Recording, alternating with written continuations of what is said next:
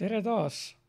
Ma ei ole tükk aega päris mitu päeva vist ühtegi salvestust teinud päevikusse, mitte ühtegi sissekannet ja seda sel põhjusel, et ma möllasin siin oma arvuti tarkvara uuendamisega.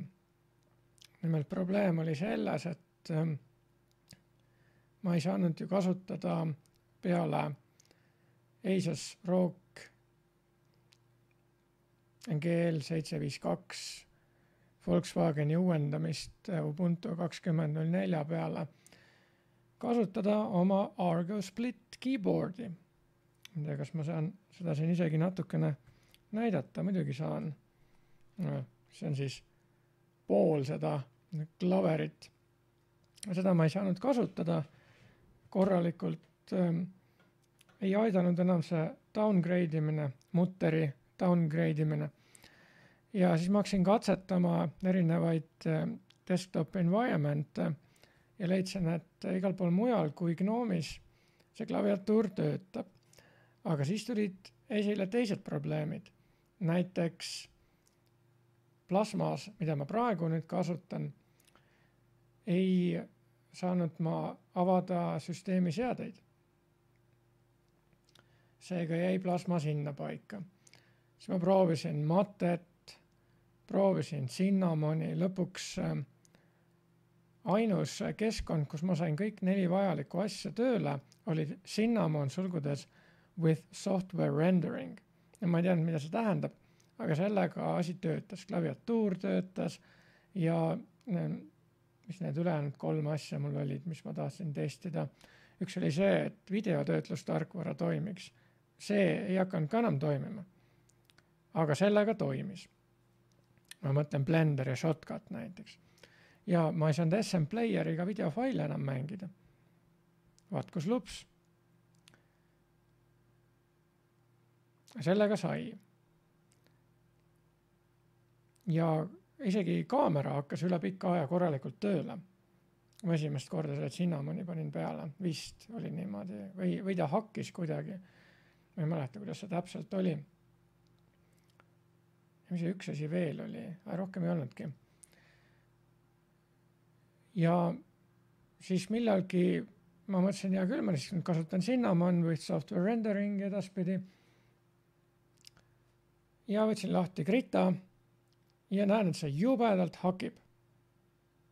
No ei saa korralikult joonistada, ei saa isegi kirjutada selle korralikult, kui ma pean nüüd ootama, et see asi ilmuks ekraanile, mille ma just joonistasin. Ja hakkasin uurima Krita foorumist kuskilt, ei oska nad seal aidata mind sellega, et asi peab ikka arvuti seadistustes kuskil olema, Nvidia seadistus, muide Nvidia seadistusi ma üldse rohkem ei näinud kui seda, et kõige uuem proprietary driver on mul peal 440, aga ma ei tea, kas ei kasutanud seda või mingi jama oli, et GPU-d vist ei kasutanud. Ja mis siis sai, oli see, et ma otsustasin hakata testima neid erinevaid keskkondi. Ja kuidas neid testida oleks olnud kõige mugavam. Ma otsustasin kasutada sellist pulka otse mälukaardi pealt. Ma bootida seda arvutit ei saa millegi pärast. Võib-olla kuidagi saab ka, aga ma ei osanud seda sisse lülitada. Aga see on selline USB 3 üleminek sellise kaardi jaoks. Ja sellega asi toimis. 128 gigabaiti ruumi ka ja selle peale ma installisin selle pulga pealt, mis on ainult 4 ja USB 2. Sellise asja nagu Ubuntu 20.04. Juba kaua läks aega ja eile, tegelikult juba üleeile ma terve päev möllasin sellega ja sain asja, panin sinna päris palju neid desktop environment'e, muide alguses ma katsetasin vist kohe Cinnamoniga ja töötas veebikaamera. Korralikult töötas sujuvalt. Alguses oli mingisugune ooteaeg ja siis hakkas korralikult tööle. Ja pärast seda ma ei ole mitte kunagi enam tööle saanud, alati on black screen. Ja siis ma otsustasin vahepeal uuendada BIOSi tarkvara oi, mis nüüd siis? No näed, sellist asja ma ju ei tahtnud, et see juhtuks, aga ometi see juhtus. Lülitati kaamerad, värgid kõik välja, ma ei tea, kas OBS selle peale ka võttis. Palju siin on nüüd aega mööda läinud, eks pärast vaatan üle, kas see jäi ka peale, kui pilt eest ära läks. Aga selle ma tahaksin siin nüüd kuidagi välja lülitada. Jagaks terve ekraani välja, siis ma saan näidata teile ka, mis siin toimub. Ma saan siin window capture teha ja kas midagi siin oli veel. Media source, screen capture on ka teha. Teeks siis screen capture ja valime näiteks selle suurema. Siin on mingid advanced ka, aga las ta olla nii. Noh, nüüd sa näed siis, aga siia ma saaks just selle ka panna, selle ma lükkan siit üles poole. Hehe, ja ma lükkan siiski siia alla. Vot niimoodi. Et kuna kaamera mul ei tööta, siis ma saadan seda oma uuest telefonist, milleks on Redmi Note 9 Pro pildi. Noh, toimib korralikult, kuigi natukene säbruline on. Aga ma tahtsin nüüd tegelikult minna vist süsteemi sätetesse ja kuskil selle, siin on need plasmasüsteemi sätted. Ja siin kuskil peaks saama nüüd määrata ära, et ta ei läheks energy savingu peale. On AC power peaks olema niimoodi, et ta ei dimmiks. Ei, ta võib dimmida. Aga seda ta ei tohi teha. Ta ei tohi välja logida. See on ebamugav ju. When power button pressed, prompt log out. When laptop lead closed, sleep. Okei, need teised asjad võivad ilmselt olla. Vaatame, kuidas see asi toimib. Please activity and advanced settings. Ja küll las see olla. No võt siis. Ja siis plasma KDE. Nii et ma katsetasin ja panin sinna peale mate, plasma. Muidu kõik need asjad ilusasti toimisid algusest peale.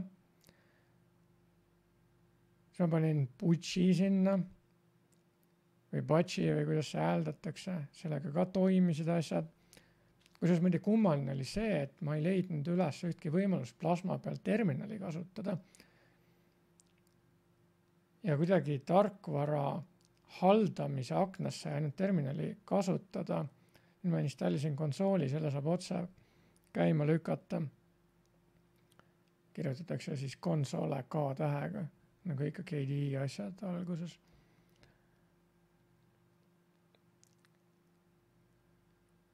Ja mis ma sinna veel peale panin,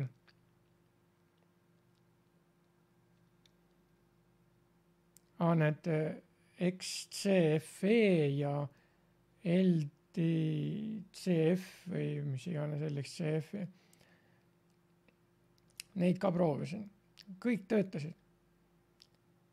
Ja siis ma mõtlesin, et hea küll, ma ei saa mitte ühegagi kaamerat tööle.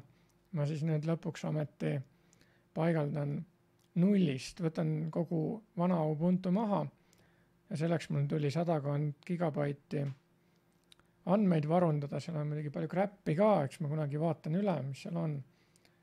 Lükkasin need Toshiba kättele ja selle peale kulus väga palju aega. Ja siis nüüd eile ma panin nullist 20.04 SSD-le. SSD peal on küll hulga kiirem asi kui pulga pealt oli või selle kaardi pealt. Tegin veel korra SSD ja siis eelnevalt selle HDD ketta vahel võrdluse ja leidsin, et umbes 5-kordne kiiruse vahe on. Aga access time on, ma ei tea, mingi 100-kordne, vist oli 16,2, 80-kordne, jah.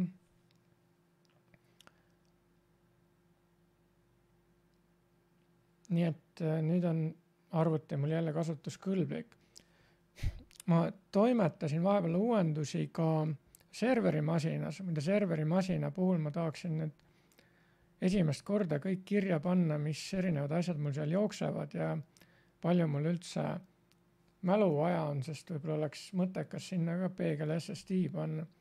Vaja on teada, kui palju seda mälumahtu on vaja, sest praegu tundub, et €1, 1 gigabait, tsipa kallis, 250 € maksta 250 gigast peegel SSD-de eest. Igatahes juhtus selline huvitav lugu, et ma tulin viimast korda õpilase juurest ja õpilane mainis, et ta ei olnud mu arvet kätte saanud. Ma siis vaatasin, et minul ei ole ka koopiat tulnud. Ometi ma olin front accountingus kõik niimoodi sättinud, et ükskõik mida ma välja saadan, ma saan blind carbon copy sellest. Ja vaatasin viimane kiri, mis oli välja läinud üldse, oli mai keskel. No jah, ma ei olnud ju vahepeal arveid saatnud ja vahepeal oli see aeg, kui ma seadistasin uue meiliserveri. Varem oli niimoodi, et ma mäletan, et kui ma selle front accountingu installisin, siis seal vastupidiselt Quamojale ja WebURPile ei olnud võimalik kuskil failis kindlaks määrata, millist meiliserverit kasutatakse kirjade saatmiseks. Vaid selles eeldati, et serveri masinas on sendmail juba seadistatud. Ja toona ma midagi seal paigaldasin ja sain niimoodi asjad toimima, et mingid kirjad läksid välja, ma hakkasin 3 korda päevas kirju saama.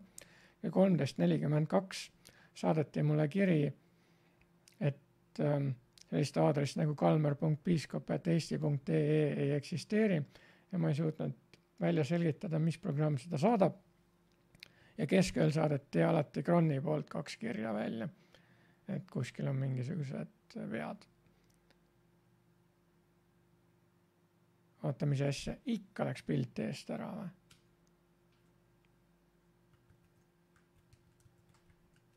Aga ma ju sättisin. Mida ma siin siis nüüd veel tegema pean?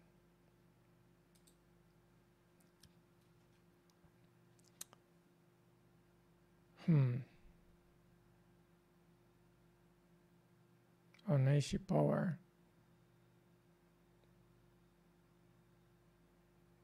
Ta nagu logib ikka välja. Võtaks siis selle maha või? Või paneme siia hästi lühikese aja, 1 minuti. Ja vaatame, kas 1 minuti pärast juhtub midagi huvitavat. Testime seda siis lihtsalt praegu. Kell on 1:28, siis järelikult pidi see juba juhtunud olema. Ja igatahes ma olin kunagi saanud selle meiliserveri tööle ja siis sain ka välja saata ilusasti kirju, kasutades, ma ei tea mida, mingit kohalikku meili saatmise aparatuuri. Aga ma ju hiljuti olin installeerinud nullist Postfixi ja Davgoti ja need kasutasid ilmselt teistsuguseid seadistusi. Timmis ilusasti ära, aga ta timmis ainult laptopi, mitte seda suurt ekraani.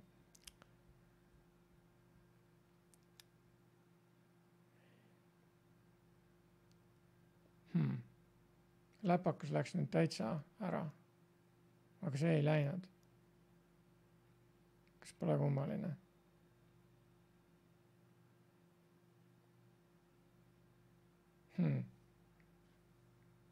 No hea küll.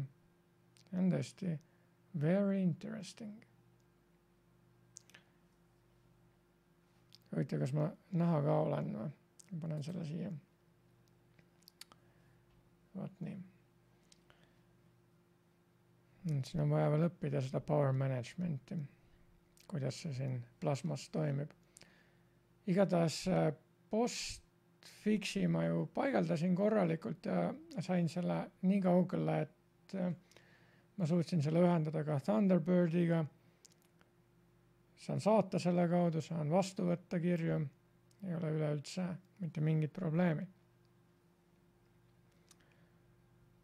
Aga front accounting seda kasutada ei osanud. Sen meil ka ei osanud seda kasutada. Ja milles probleem oli? Ma arvan, üks probleem oli, et ma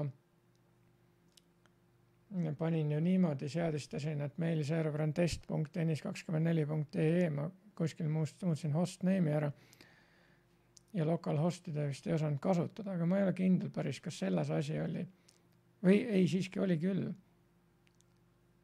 Sest et pärast seda ta saatis kirja välja küll. Testkirja, aga mitte arvekirja. Ja ma möllasin vist 5 tundi enne, kui ma sain lahenduseni. Ma hakkasin näpuga järgi ajama lähtekoodis ja testima. Ja lõpuks selgus, et ampersand AMP semikolon on see, mis ei tohi olla. Postfix ei kannata seda välja. Ja mul oli ju pandud saatjaks, fromiks tegusad õpilased ja asemel oli see ampersand AMP semikolon. Ja ma kirjutasin juurde sellise häki, et need ampersand AMP semikolon asendatakse ampersandiga ja pärast seda asi toimis. No mul on veel vaja seadistada järgmisena niimoodi, et ei läheks kirjad rämpspostkasti, praegu lähevad kõik kirjad rämpspostkasti. Ja serveri masinas on palju kasulikke asju, nüüd ma siin veel eile avastasin, kuidas ma saan oma kaardirakendust kasutada niimoodi, et ma panen sinna hunniku punkte ja siis näitab teekonda. No võin seda kohe siin praegu demoda ka, see ei ole ju sugugi mitte keeruline. Ta on sellega siia. Ja lähen sellisele aadressile nagu nextcloudtennis24.ee. Muide ma avastasin, et keegi järjepanu erinevatelt IP-aadressidelt püüab minu arvutisse sisse saada. Nii, login sisse. Sisse logimise ma sain juba enne korda, see oli seotud sellega, et mingi osa oli HTTP ja mingi osa oli HTTPS, nüüd on kõik HTTPS, töötab ilusasti. Chip aeglane on, võib-olla SSD teeks selle kiiremaks, võib-olla mälu lisamine teeks asja kiiremaks, peab uurima seda. Ja siin on siis selline asi nagu kaardirakendus.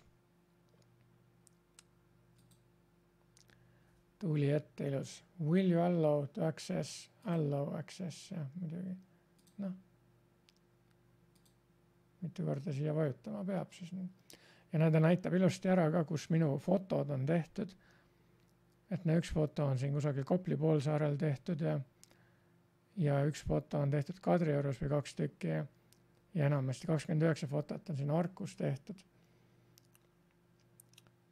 Aga ma tahtsin näidata just seda, et no, ma saan koordinaate ka siia panna muidugi. Aga märgin siia ära. Näiteks parema hiire klikiga ma saan neid teha. Näiteks start on siin. Siin on mingisugune root point ja näiteks root to here ja teeb ilusasti selle route'i. Ja siis ma vajutasin siia export current route to GPX pärast seda, kui mul oli 41 sellist punkti ja teatas, et ei saanud salvestada. Ja siis ma tükk aega uurisin ja siis jõudsin välja sellise asjani, et ta tahab faili nimeks panna kogu selle asja siin, kogu selle teekonna ja mida rohkem neid punkte on, seda pikem on faili nimi. ja lõpuks oli faili nimi nii suur, et see ei suutnud salvestada. Ja siis ma tegin ettepaneku selle tarkvara arendajale, et tehku see asi niimoodi korda, et faili nime ma saaksin ise valida või siis mingi muu automaatika oleks seal. Muidugi ma võin ise ka mingisuguse äkki sisse kirjutada, aga väga ei viitsi praegu teha, no mul väga suurt vajadust ka ei olnud, et nüüd seda kõike maha salvestada, sest ma suutsin ise juba kaardi peal näpuga järgi ajades aru saada, et kui palju mul aega läheb Keila joa järgmisel sündmusel avastades. See on jah see asi, ma võin panna by bike, see näitab, et 7 tundi läheks 103 kilomeetri läbimiseks. Ja kui ma by foot panen, siis läheks natukene otsemaks 20 tundi. No 1 kilomeeter tuli siis otsem. Ma ei tea, ma panin praegu täitsa suvaliselt siin mingid punktid. Ja siis paremalt saab valida, millist iganes kaarti ma tahan. Ma enne proovisin seda watercolorit, see on päris huvitav. S3 topograafiline kaart või open topo map. No, midagi siin vahepeal näitab ilusasti ära kõik, mis siin on. AGD. See on dark mingisugune. On jah, väga dark. Ja siin on siis need pildid ja tavaline kaart.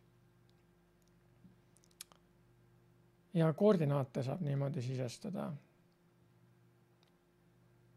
komaga eristatult. Nii et jah, päris palju häkkimist ja pusimist oli, aga nüüd tarkvara poolest on asjad korras. Ja ma olen viimasel ajal vaadanud palju sellist sarja nagu Dark. Alguses see ei tundunud nagu midagi väga huvitavat olevat, aga mida rohkem edasi ma vaatasin, õigemini ma vaatasin terve esimese episoodi ära ja tundus selline suht mitte midagi ütlev asi olevat, aga millalgi teises või 3. episoodis oli asi juba nii põnev, et ma ei saanud seda sarja kuidagi jätta. Ja milles siis asi on, see sarnaneb üsna palju sellisele sarjale nagu 12 Monkeys. Ja sõnum on ka sama. Et 12 Monkeys oli ju see asi, et tulevikus nad elasid niimoodi, et kogu maailm oli nagu hävinud ja nad kusagil punkris toimetasid ja neil oli ajamasin. Ja siis nad otsustasid, et nad saadavad kellegi, nad olid saatnud juba mingid tüüpe tagasi, aga need läksid kõik katki. Ja siis nad täiustasid oma ajamasinat ja siis lõpuks nad saasid selle kooli sinna tagasi, et see välja selgitaks siis, et kus see viirus pärit oli, mis selle maailma hävitas. Ja pärast tuli välja, et see viirus pääses valla just see tõttu, et tulevikus saadeti see kool sinna tagasi. Tekkis selline tsükkel. No Dark on sama teema, ainult et teine piirkond ja teine keeleruum. Et ei ole mingi Hollywoodi värk, kuigi Netflix on Winden kusagil Hannoveri kandis väidetavalt välja mõeldud koht aatomilektrijaamaga. Ja 4 perekond ja 4 perekonna saaga. Mõnest inimesest me näeme seal mitut versiooni. Näeme seda lapsena, noorukina, keskealisena ja vanurina. Näeme, kuidas inimene saab käia ära tulevikus või minevikus. Kusjuures huvitav asjaolu selle juures on, et iga kord, kui nad reisivad ajas, siis see aeg nagu tiksub edasi omasoodu. Aga nad lähevad alati täpselt mingi arvu aastaid kuskile tagasi, näiteks 33 aastat.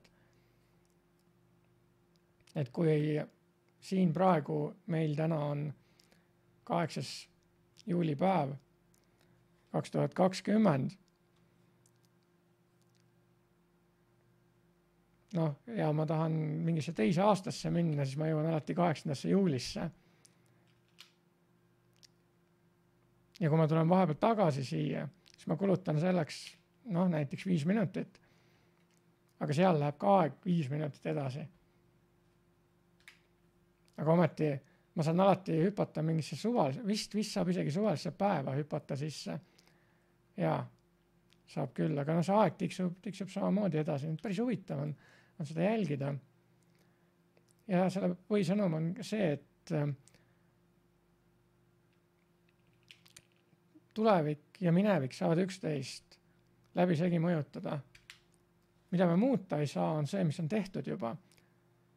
Tulevik võib olla tehtud ja minevik võib olla tegemata.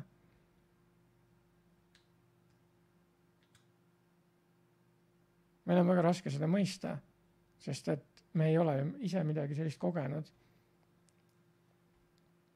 Aga ma just mõtlesin, juba enne reklaamisin välja, et ma tahaksin rääkida ajas rändamisest. Ja mis oleks, kui ma saaksin rännata tagasi sellesse aastasse, mil ma siia maailma tulin. Aastasse 1978. See on siis see aasta, kui ma väidetavalt esimest korda nägin seda maailma. Ma ei mõtle seda, mis oli seal ema üsas, vaid sealt juba väljaspool. Kui ma juba hakkasin väljaspool ema üsa seda maailma kogema oma 5 või 7 meelega. Ja ma hiljuti mõtlesin ka selle peale, et miks areng just tänapäeval on nii kiire.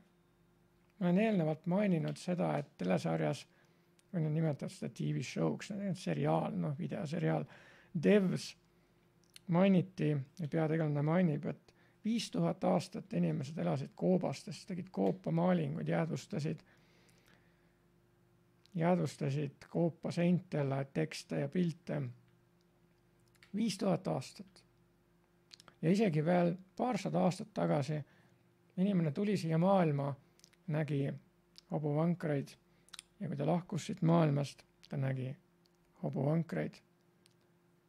No ei ole, ikka ta lülitab selle välja. Miks ta nii teeb? Salvestus käib edasi, aga mingisugune jama on siin sellega. Kus see energy saving asi on siis? No võtaks selle üldse välja siis. Ma ei tea, kus ma veel saan, siin on battery, ta ei ole ju on battery praegu. Rääkimata sellest, et ta on low battery oleks, ta on AC power. Nii buttoni vents handling. See ei huvita. Mul ei ole ükski energy saving praegu sisse lülitatud. Mis see siis on? Paneme never turn off the screen. Võib-olla see on see asi, mis vaja on. Okei. Aga see night light nagu siin toimib ka või? Enne nagu toimis.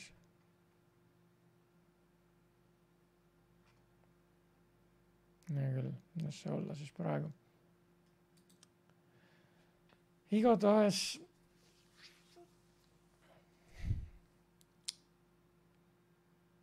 kus ma oma jutuga nüüd pooleli jäin, et miks see areng nii kiire on. Jah, et kui isegi veel paarsada aastat tagasi inimene kogu oma elu nägi hobuvankreid, ei toimunud erilist arengut. Mõtleme näiteks tagasi aastasse 1978 ja võtame ühe väga lihtsa teema. Ja selleks teemaks võib olla kontakteerumine üksteisega või siis kontakteerumine üksteisega. Siis millised kontakteerumise võimalused olid sel ajal olemas? Mis oli kõige kiirem? Võib-olla tõesti helistamine, aga ei olnud ju nutitelefone. Ei olnud nutitelefone, olid lauatelefonid. Ja selleks, et lauatelefoniga helistada ühelt inimeselt teisele, pidi teadma telefoni aadressi. Mina hiljem teadsin paljusid telefoni aadresse peast, näiteks 471-875 oli minu vanaema telefoni aadress. 528-555 oli perekond Kaubi telefoni aadress 5305555. Sellelt telefonilt sai Janek Naikauskase kätte.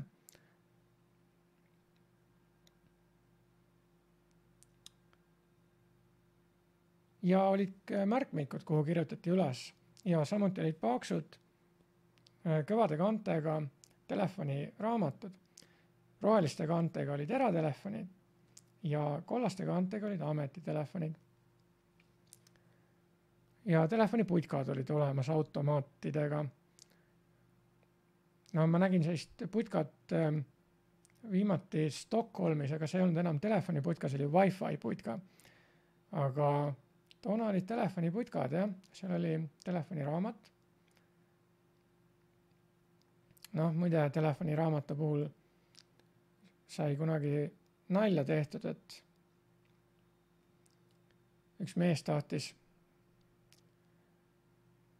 naist ära rääkida ja siis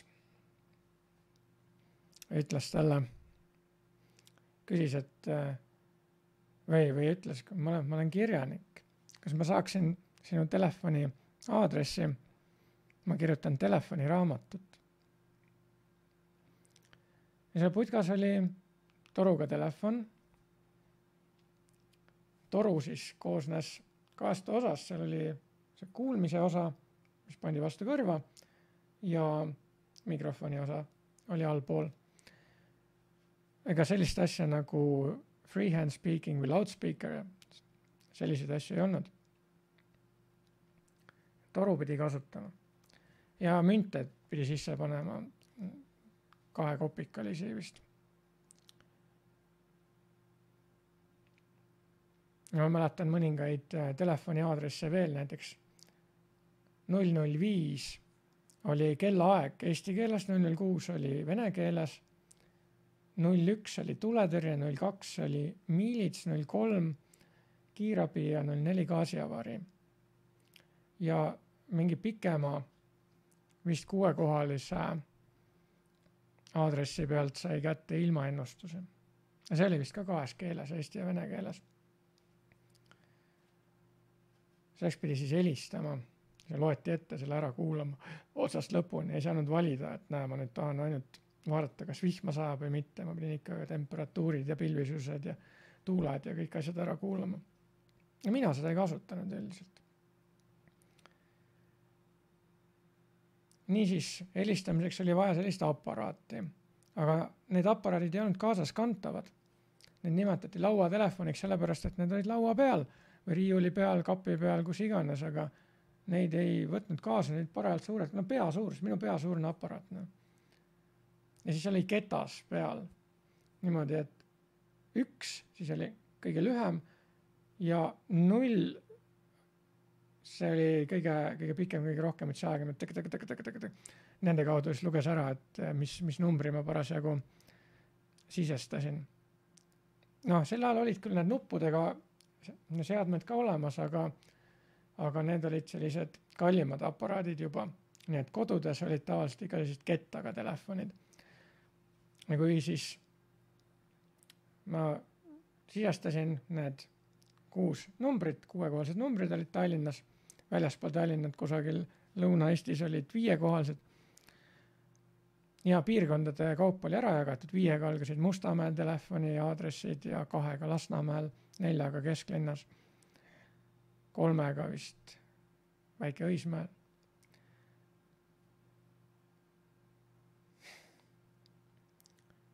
Siis algus, kui ma toru võtsin, siis oli tuud. Täna sa võtad nutitelefoni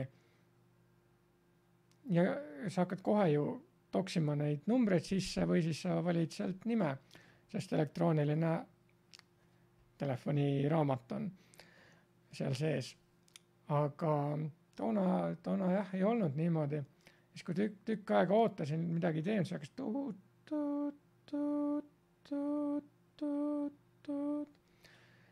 Ja kui kõne katkestati, siis samuti. Ja kui kauge kõne, siis olid toonid natukene erinevad. Aga muidu need toonid, kutsungi toon on ikka jäänud samaks.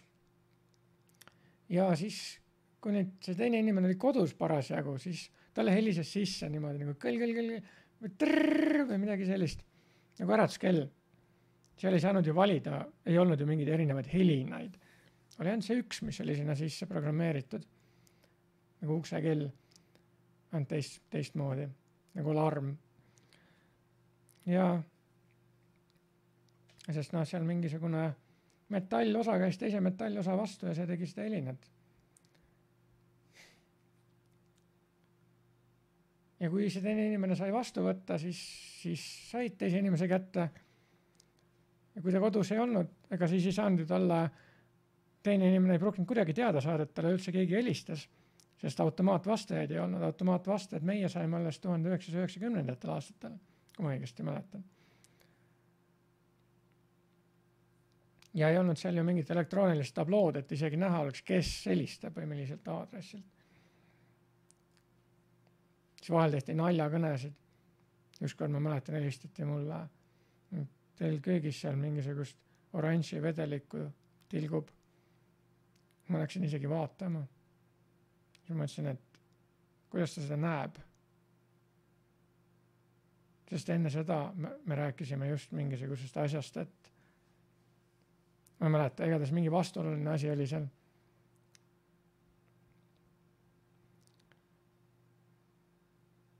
Neid puutikoole oli päris palju, sai isegi vahel tehtud. Ja analoogkõned olid kõik, ega digikõnesid sel ajal ei olnud. Digitelefoniliinid tulidki alles vist 90-ndatel.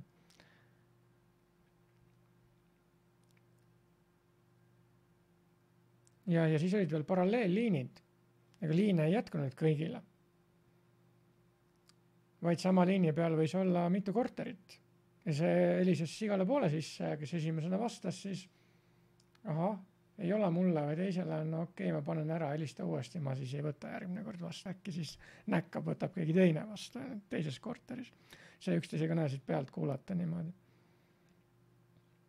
Tavaliselt selle järgi tundis ära, et kui mingi krõps käis, see tähendas, et keegi võttis teistist toru. Ja seda sai ka vaikselt teha. No mina korraldasin paralleelliini hiljem 90-ndatel. Magamistoas oli üks telefon ja elutoas oli teine sama liini peal. Aga toona oli lausa korterite vahel niimoodi. Nii et telefon, kuigi kõige kiirem ühenduse võtmise viis, osutus siiski üpris koomakaks, aga inimesed olid sellega harjunud. Ja kui sa näiteks, kui inimene oli kellegagi kokku leppinud, näiteks kell 3 siin sillal või seal sillal, okei. Ja kell 3 seal sillal, seda siin sillat ei olnud, siis ei saanud ju niimoodi, et okei, ma võtan nüüd nutitelefoni ja halloo, kus sa oled? Et kas sa oled juba tulema hakanud? Siis oli see, et okei, ma siis lähen lähimasse telefoniputkasse, mis siis, kui inimene ei olnud kodus enam. Siis oligi taast niimoodi, ja küll ma jätan võib-olla mingi paberilehe sõnumi siia puu külge, et kui sa jõuad siia, et siis loe seda, et sa jäid hiljaks, ma läksin ära. Oli veel saatmise võimalusi, jah. Aga juba see telefoni näide näitab selgelt ära, kui erinevas maailmas me täna elame. Ei ole enam niimoodi, et sünnime sureme hobuvankritega. Kui ma sündisin, olid lauatelefonid. See on siiamaani, sest ega need kuskile ei kao. Aga täna on meil nutitelefonid ja ma ei ole kaugeltki veel suremas. Nii palju on arengut toimunud just viimase 42 aasta kestel, mis ma siin maailmas toimetanud olen. Ja see on üks põhjus, miks info liigub kiiremini. Ja kuna info liigub kiiremini, siis toimub ka areng kiiremini. Me saame kiiremini tagasisidet. Võtame kas või fotograafia. Toona, aastal 1978, kui inimene tahtis pilti teha, fotokaamerad olid olemas, need suured peegelkaamerad. olid ka väikesed, sest kompaktkaamerad, ma ei tea, kas meenasid, siis juba tehti. Ja pildistamiseks oli vaja, no voolu ei olnud vaja, ei olnud patareisid selle jaoks vaja. Asi oli mehaaniline.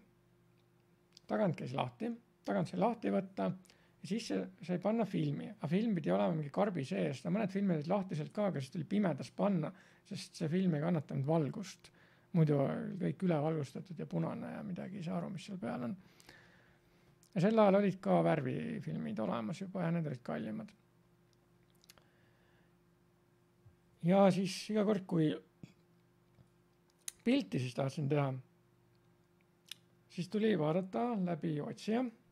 No ei olnud ju mingit ekraani, nagu tänapäeval mingi LCD ekraan tuleb välja sealt kuskilt värviliselt ja puha oli pildi otsijaline väike. Sealt ühe silmaga sai läbi vaadatud, et kas kõik on fookuses nagu vaja, kõik tuli käsitsi fokusseerida, muidugi säri aeg, kõik paika panna käsitsi. Ja siis, kui kõik oli paigas, siis klõps ja siis tuli käsitsi edasi kerida. No varsti tehti need automaatseks, siis kui klõps, siis ta läks ise edasi juba. Keris järgmise ette. Need olid vist siis juba, kui olid patareidega ja muidu ikka mehaaniliselt tuli edasi kerida. Ja Smeenal oli veel see asi, et kui ilma edasi kerimata teise klõpsu tegin, siis ta läks kinni. Ja siis tuli see tagant lahti võtta ja korda teha. Ja siis kui film täis sai, seal oli siis 24 või 36 kaadrit. No ma ei tea, päevas võib-olla teen ühe pildi. Kui ma nutitelefoniga pilte teen, ma võin isegi suvalisi pilte teha mitu korda. Rämpsu tuleb palju, kustutan ülejäänud ära. Aga siis ei olnud seda luksust, sest sa ei teadnud, sa ei näinud, sa ei saanud kohe tagasisidet, et näha, kas see pilt nüüd õnnestus või mitte. Sellepärast tuli enne sättida tükk aega, kujutada ette, et milline see kõik pildi peal võiks olla. Siis tegin pildi ja ega siis ma ei võtnud kohe filmi välja, vaid ikka mul läks võib-olla kuu aega, võib-olla 2 kuud, kuni see film täis sai. Ja siis ma andsin selle ilmutada. Minu isa ilmutas ise ka, aga muidu seda tehti, sellist teenust pakuti. Ilmutamine tähendas siis, et tehti sellest negatiiv, mis enam ei kartnud valgust. Ja sellest negatiivist sai siis teha diapositiive ja sai seda suurendada fotopaberile. Ja alles siis ma nägin, kas see pilt nüüd tuli hästi välja või mitte ja mida muutma peab. Mõtle, kui katse tegemiseks kuluks 2 kuud. Tänapäeval võib-olla 2 sekundit. 2 kuust 2 sekundi peale. See on väga suur areng. Ja just see, et me saame kiiremini tagasisidet, tagab kiirema arengu. Me saame kiiremini teha katsetusi, me saame rohkem testida.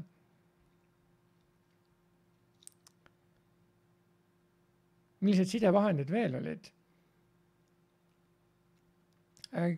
Kirju sai füüsiliselt saata. Minagi hiljem kirjutasin käekirjaliselt pliiatsiga paberile, olid veel sellised spetsiaalse kujundusega kirjapaberid ja ümbrikud. Ja ümbrikud olid, mul on võib-olla mõned vanad veel alles ka, ma ei tea, kas mul siin taga on, et midagi näidata. Nagu hetkel ei ole, sellest peaks nagu eraldi mingisuguse retro võrdluse video tegema, et näidata kõik need asjad ilusti ära. Aga olid siis valmis trükitud ümbrikud, kus oli mingi pilt peal, mingi kohapilt, kas siis Eestis või kuskil mujal Nõukogude Liidus ja või Novem Godum või mis iganes, seal oli vene keeles peale kirjutatud, vahel ka eesti keeles. Ja siis olid sellised 6 nagu kasti või need olid sellised punktid seal. Tead, nagu tänapäeval on need LED-numbrid. Need olid punktid ja need tuli siis vastavalt standardile ühendada numbriteks. Ja see oli postiindeks. 6-kohalised postiindeksid olid, näiteks meie oma oli 200-034. See oli seal Mustamäel. 34. sidejaoskond.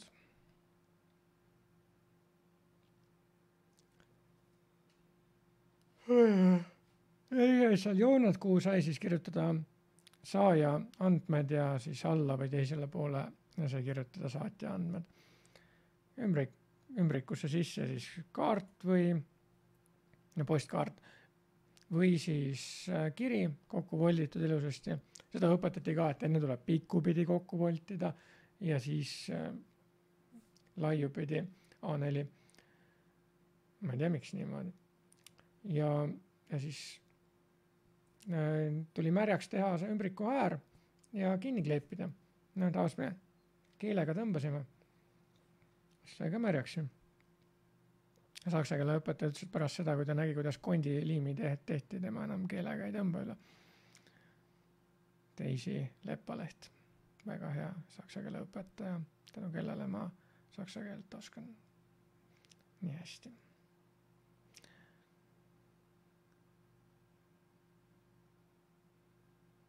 Ja saatmine, see oli nii nagu praegu, ega seal tempos ei ole praegu vahet. Aga täna meil on elektronpost, seda ju siis ei olnud. Ei no võib-olla oli, aga see ei olnud kindlasti massides. Sel ajal mitte, sest mina hakkasin seda kasutama alles 1990-ndate lõpus. 1978 inimesed ei teadnud sellist asjast midagi. Alles hiljem tulid faksid, enne seda oli teleks. Kunagi muusin, mis on teleks ja telefaksi vahe. Teleks vist oli selline, et kui liini ühes otsas toksiti sisse mingisugused tähed, siis liini teises otsas trükiti välja need tähed. Ja telefaks oli selline, kus ühest otsast pandi pilt sisse, teisest otsast tuli pilt välja. Just. Ja meil oli ka faksiaparaat kodus. Isa juures vist siiamaani ta kasutab koopiate tegemiseks termopaberile. Saab väga kehvad koopiad. Ja valgust need ei kannata või kuumust need ei kannata. Ja rullis oli. Rull käib sinna sisse ja siis sai faksi saata ja vastu võtta. Arveid faksiti niimoodi. See oli ka päris kiire ühendus. Ei noh, samal mis kiire, kui ühe pildi saatmiseks kulus mul aastal 2000 Saksamaalt Eestisse pool tundi.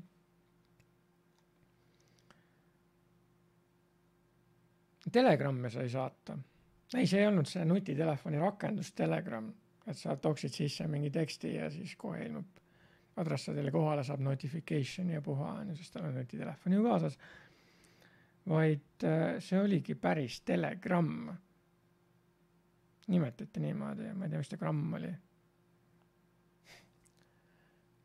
Telegraaf. Jah, pigem telegraaf on telegraafi sellist sisendit nimetati telegrammiks. See tähendab siis seda, et toksiti mingisugused tähed sisse ja seal ei olnud õ-tähed, õ-tüüd seal. Need asendati mingisugused OE, AE, UE näiteks. Palju UN, SUN-i paevaks. No, vahel saadeti selliseid telegramme. Mul on endalgi vist järel selliseid, kui ma olen ise saanud. Iga tähest tuli maksta. Ja see viidi siis käsitsi kohale nagu kiri. No kui see, ma ei tea, mis selle mõte oli. Sama hästi oleks võinud postkaardile kirjutada oma käega. Ja see oli mingisugune pop variant lihtsalt saata telegramm. Võib-olla see oli kiirem ka.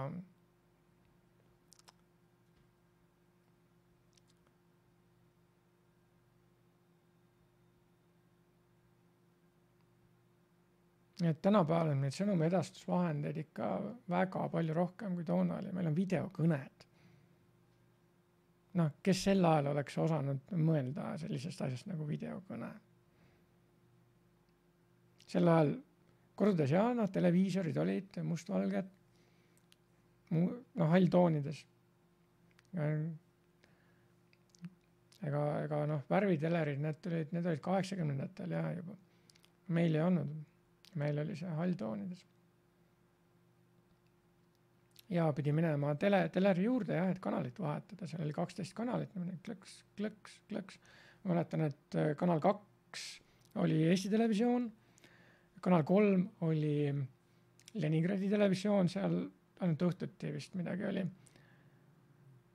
Siis 4 ja 5 olid vist vastavalt, või ma ei mäleta, kas 4 ja 5 olid mingisugused kesktelevisioon 1 ja kesktelevisioon 2 vist ja 6, 7 või 7, 8 ja midagi sellist olid Soome televisioon 1, Yleisradio 1 ja Yleisradio 2, ma ei tea, kas 70ndate lõpus neid oli, sest Põhja-Eestis neid nägi.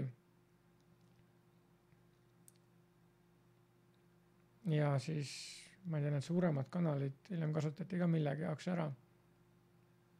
12 vist oli hiljem, sinna pandi mingisugune Vene kanal. No hiljem need nimetati ümber mingi Ostan kino ja Venemaa televisioon. Aga toona kesktelevisioon, tsentraalne televisioonija ja alati kell 21 Eesti kohaliku aja järgi, ei, mitte Eesti, Moskva aja järgi oli Vremja. Üle Nõukogude Liidu, igal pool näidati sama uudistesaadet vene keeles muidugi.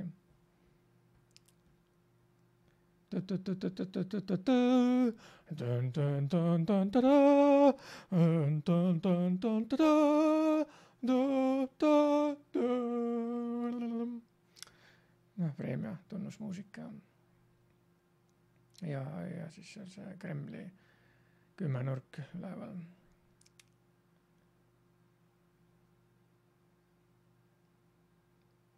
Puldiga telerit, neid hakati alles hiljem tootma. Raadiod olid, meil kodus ka selline VEF-raadio, seal ka käsitsi sai krutitud. Nüüd ma ei kuule üldse raadiot, no autos võib-olla vahel. Ja. Või interneti kaudu midagi, tagant järele saateid. Nii nagu ise valin, aga siis on ise valida midagi. Siis pandi programm ette, sel kellal algab see seade, see film algab sel päeval, sel kellal, see olid telekavad ju. Nii, telekavast, kolmapäeval kell 19.45 algab see saade, okei, siis vaatan. Tuli kodus olla sel ajal ja televiisor sisse lülitada, selle soojenemiseks kulus ju ka aega, mingi minut näiteks. Et see pilt üldse ette tuleks. Ja siis oli analoogsignaal. Ja ma olen mõelnud selle peale, et mis oleks, kui ma saaksin samamoodi nagu Darkis rännata aastasse 1978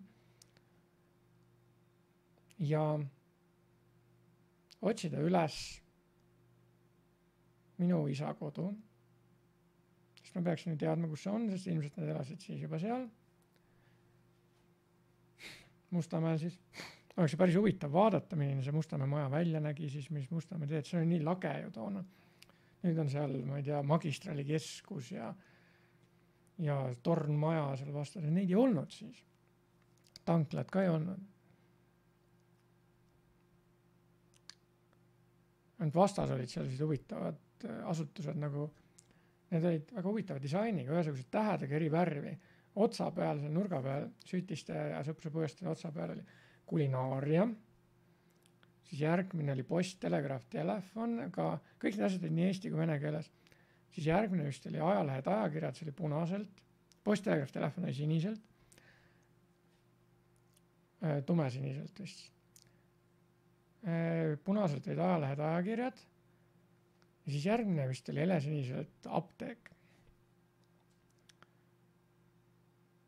Ja rohkem mulle aknast ei paistnud. Ja siis vahel, kui olid mingisugused punatähtpäevad, siis 9-kordsete majade koridori akende ette ülevalt sealt katuselt kuni alla välja pandi punased valgete tähtedega loosungid. Umbes nii nagu elagu, ta elagu, ta elagu.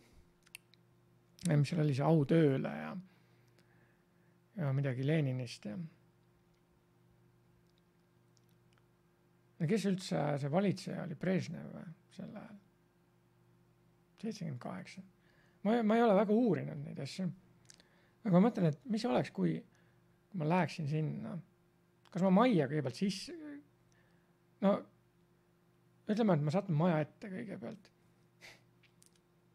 Ükskõik kuhu ma satun, kuidagi ma oskan sinna ikka jalutada. ja sel ajal isal oli ju olemas juba Vass 2106 Lada. See, millega ta minu sünnitusmajast ära tõi. Ta selle auto ostiski just siis. Ja seda autot me kasutasime kogu aeg, ma ei tea, 90. aastateni välja. Aga ta ei olnud seda maja ees, ta hoidis seda kuskil Tammsaare tee äärses parklas.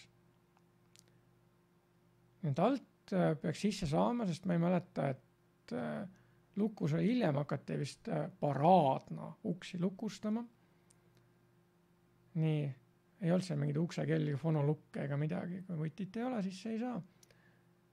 No neid ei hoitud lukus, koridori sai ikka sisse. Siis kõnniksin 3. korrusele, koputaksin uksele. Sest ma ei tea, kas sellal uksekell oli, võib-olla oli. Siis ma helistaksin uksekella. Ja oletama, et isa või ema teeb ukse lahti. Mida ma ütleksin, kes ma olen?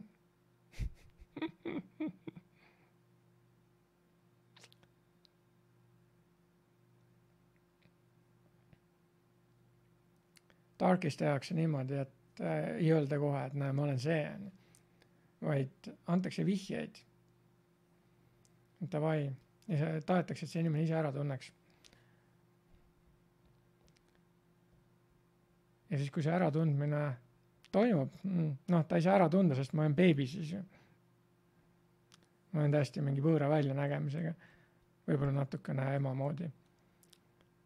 Ja siis ma teaksin neile rääkida mõningaid asju, mis nende elus on, ma ei tea, nimed näiteks või millega nad tegelevad. Annaksin nõu, mida minuga teha. Ja sellega ma mõjutaksin minevikku, mis ei ole veel loodud. Ja kui ma seda hakkan mõjutama, tegelikult ma tahaksingi siia kõrvale võtta nüüd lahti Krita.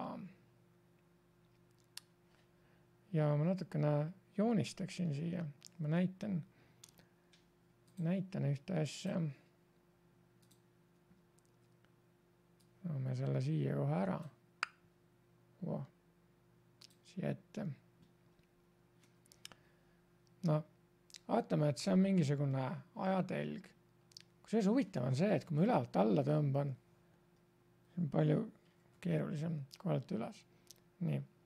Ja nüüd kuskil siin, et seal Darkis on niimoodi, et üks mees tuleb siit siia minevikku.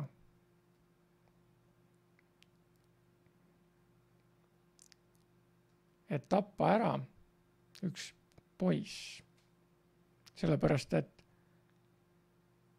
kui see poiss suureks kasvab keskealise mehena, ta kuskil siin kandis tapab ära selle mehe venna. Või teeb temaga mingisuguse katse, mille tulemusel tema vend sureb. Ja nüüd ta mõtleb, et kui ta selle poisi siin tapab, et sel juhul see poiss ei saaks ju siin tappa kedagi. Aga probleem on selles, et see tapatöö on juba kirjutatud, see on juba toimunud. Seda me muuta ei saa. Ja kui tema siin omakorda nüüd tapaks, siis juhtuks selline asi, et loodaks uus haru. Uus haru, milles seda tegelast ei ole, aga see tegelane siin on ikka. Ja see on siin ka kuni siiamaani, siit ta läheb ära. Pärast teda enam siin ei ole, seda musta ei ole enam. Niimoodi. Ja see rohel, või siin oli see teine vend, seda enam siin ei ole, seda kriipsu on. Ja nüüd see must vend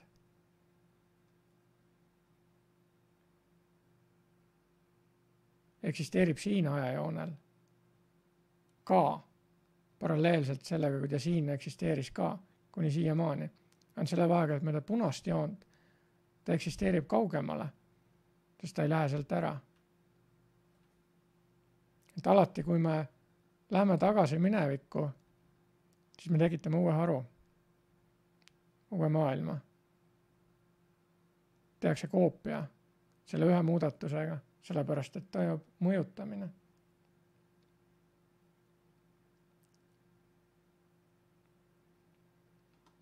No ja kui mina läheksin ütlema, et siin on siis nüüd üleval on 2020 ja siin on 1978. Nii.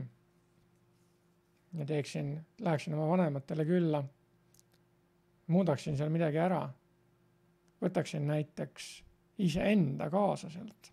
See oleks päris huvitav. Ja siis juhtub selline asi, et luuakse uus haru.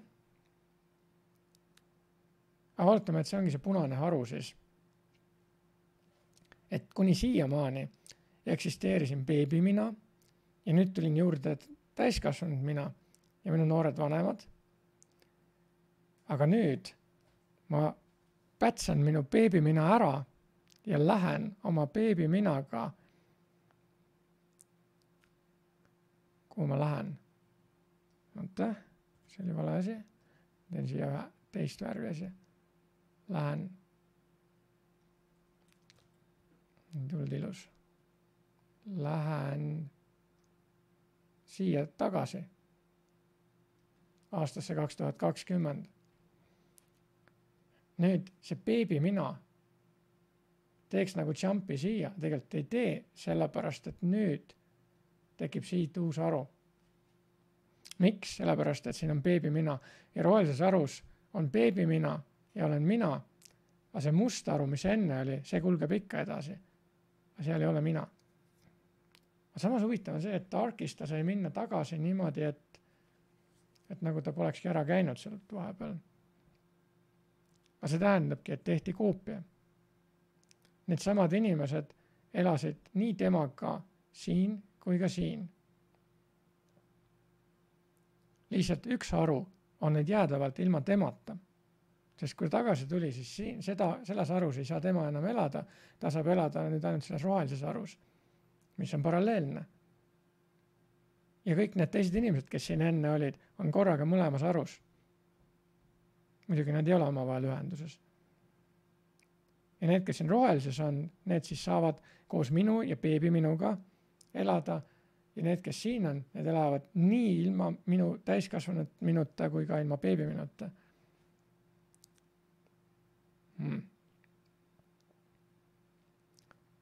Siit beebimina võeti ära, mis omakorda tähendab, et siia tekkis ka uus haru,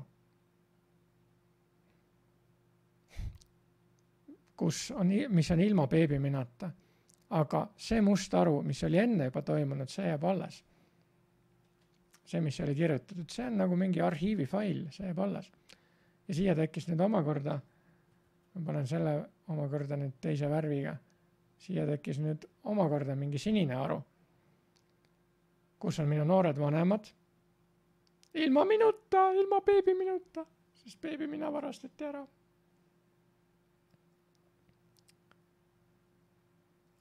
Nii, ja nüüd, kui see sinine haru jõuab aastasse 2020, vanemad on juba vanad ja nende beebimina ei tulnudki välja. Nii, roheline. Siin olen beebimina ja siin olen mina, mõlemad. Ei ole päevagi vananenud. Siin enam ei ole. Nii.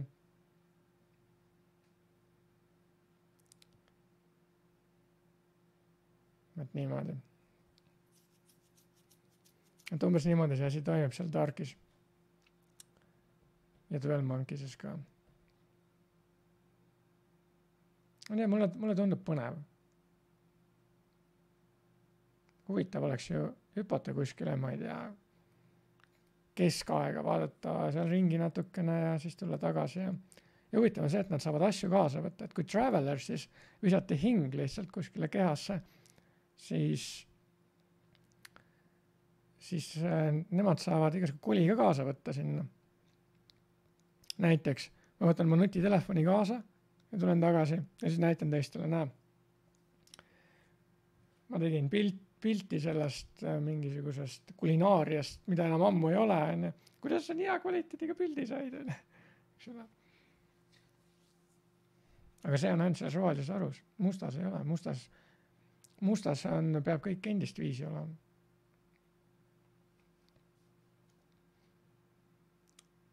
Võt nii ongi, et see, mis on kirjutatud juba, seda me mõjutada ei saa. Olgu ta tulevikus või minevikus.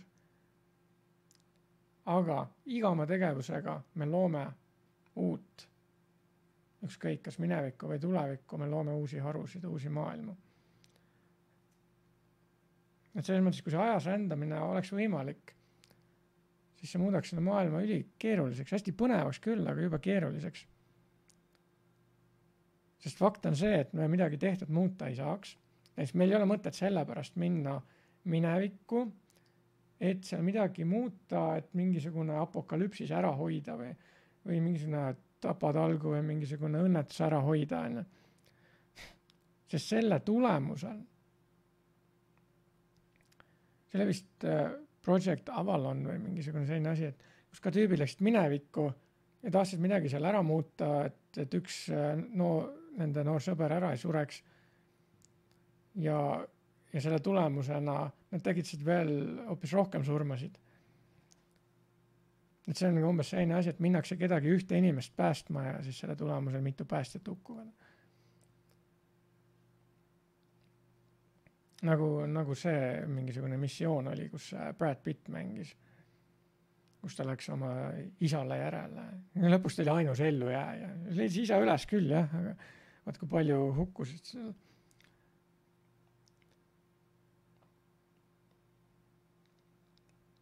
Aga siin jah, kui see ajas reisimine võimalik oleks, siis see tähendaks, et me järjepanu looksime uusi harusid siia maailma. Ja kujuta ette, et kui see on nüüd arvuti, siis tehakse järjest koopia. Et ma lähen küll minevikku. No oletame näiteks, et ma võin oma elus praegu mingisuguse huvitava näite võtta. Näiteks ma kogemata kustutan mingisuguse faili ära, mida ma ei saa taastada, mis on ilgelt vajalik fail, mingi suur videotöötlusfail või midagi sellist. Kogemata RM-RF-iga läheb ufodele. Ja kogemata ma kirjutan üle ka selle juba või teen katki selle andmekandja või mis iganes hävitan. Nii, ja siis tuleb meelde, sinna jäi veel üks tähtis asi peale. Ja nüüd, et seda taastada, ma pean minema minevikku. Võtma sealt selle kõva ketta kaasa, nii-öelda pätsame ära, tulema tagasi tulevikku. Või siis lihtsalt seal minevikus ootama ja mitte enam seda viga tegema. Aga see tähendab seda, et see on juba uus haru, kus ma seda viga ei tee. See, kus ma olen sellest veast õppinud, see on juba uus haru. Näiteks see roheline haru siin. Samal ajal kui see must haru, kus ma selle vea tegin ja mille tulemusel, ma ei tea, 1000 inimesed hukkuvad, jääb endiselt kehtima selles mustas harus. Juhtubki see katastroof nagunii.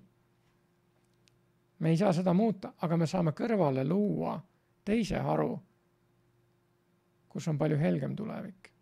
Ja niimoodi me saame seda maailma järjest parandada ja muuta, et me lähme tagasi, muudame midagi ja vaatame, mis nüüd juhtub.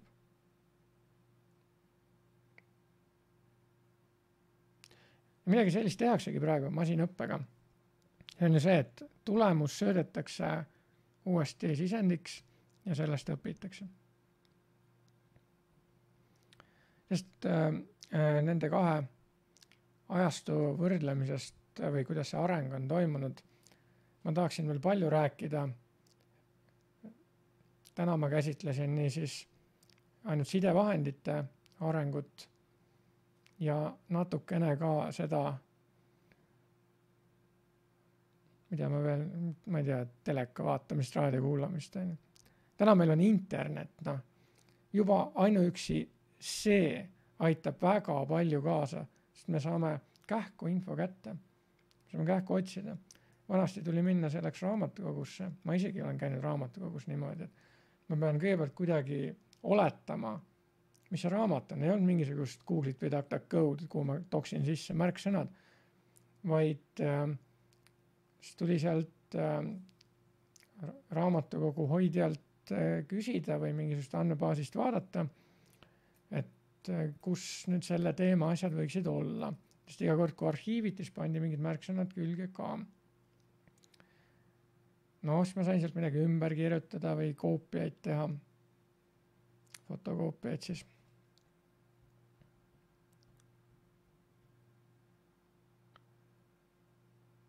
Jaa. Aga tänapäeval jah, ma ei pea kuskile minema, ma saan selle info kätte juba, ma saan seda juba töödelda ja siis mul on palju rohkem aega mingiteks muudeks asjadeks. Ma saan rohkem teha. Sama aja kestel ma saan palju rohkem tehtud. Et mõni valdkond ei ole küll väga edasi läinud, aga ma usun, et need ka varsti lähevad. Muide, kui ma selle eelmise video laste kasvatamisest panin Brightonisse üles ja siis järgmine päev vaatan, et see on rejected. Ja miks? Sellepärast, et oota, ma teen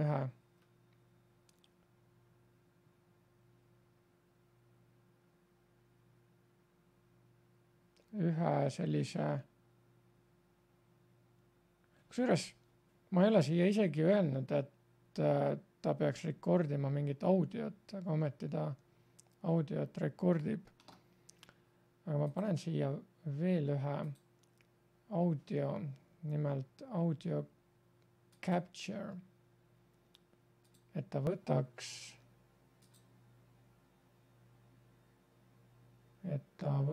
nüüd mille USB sound device'i. Jah. Külge. Ma korra tahan seda testida. Lähen teise kohta, mul on ju heliserver ka, selle ma seadistasin ka nüüd eraldi domeenile.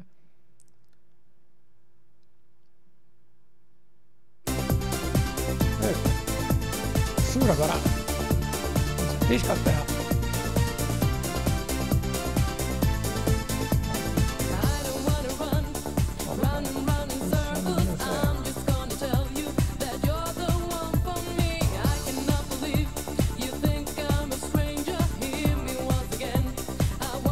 Aga selline muusika ei olnud aasta 1978, siis oli Waterloo, Above.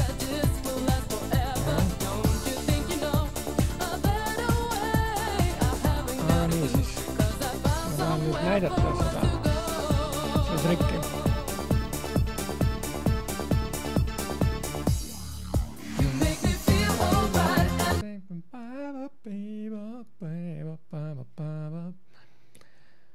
Nii, Brighton siis. Esiteks mulle ei meeldi juba see latakas siin, aga okei, elame üle.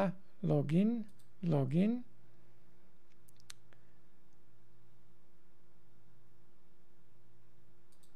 Nii, see koht siis.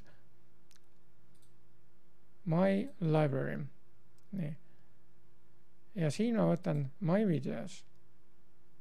Ja siin öeldakse rejected. Ja kui ma siia peale klikin, siis ma näen ka põhjust. This video has no audio. Kindly check the file you are uploading and try again. Okei, audiot ei ole või? Kuulake. Ja küll, ma teen nüüd praeguse päeviku sissekande ära. Kuuleme mingit teist kohta. Äkki ainult alguses oli ja lõpupoole. Mulle meeldis see. Ja mulle meeldis õppida ka, mulle meeldis ülesandeid lahendada. Ja siia täitsa olemas audio.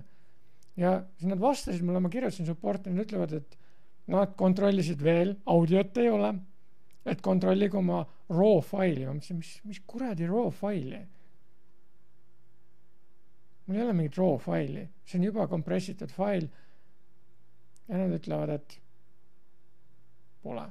Seega Brighteon tõmbas endale vee peale ja jääb esialgu YouTube, aga varsti ma tekitan enda videoserveri. Ja siis ma ei sõltu enam nendest teistest. Muidugi siis peab kõvasti veel varundama kuskile, aga ma ei tea kuhu. Ma pean mingi seifi kusagile maasse kaevama ja mälukaardid sisse panema. Nüüd on see ju lihtne. Ei pea ju mingisuguseid suuri videolinte, 70-ndatel olid suured videolindid kuskile karpidesse panema. Sellest väiksemad mälukaardid on. Ma ei tea, see on mu selline adapter. Noh, kus ma seda lahti saan.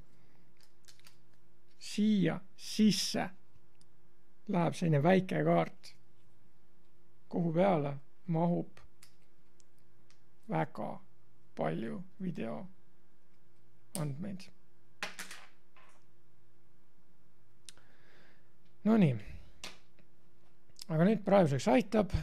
Ilmselt oli huvitav, minul oli küll huvitav rääkida ja mõelda läbi nendest ajas rändamise asjadest ja teha selline kokkuvõtte lihtsalt nüüd 2 päeva vahele ja mis nüüd edasi plaanis on, nüüd tuleb teha väike selline pilguheit ka järgmisesse päeva, mida ma kogeda tahan. Kas ma nüüd hakkan raamatupidamisega pihta, peaks tegelikult tegema selle ära järgmisena. Ja siis reedel ilmselt peaksin minema jalgrattaga 50 kilomeetrit ja Keila joa avastamine. 10 kilomeetrine matk on seal koha peal. Õpetamisi mul praegu ei ole. Minu tulubaas on liiga nõrgaks jäänud. Nüüd on selge, et ma pean hakkama ka selle jaoks tööd tegema, et septembrikuust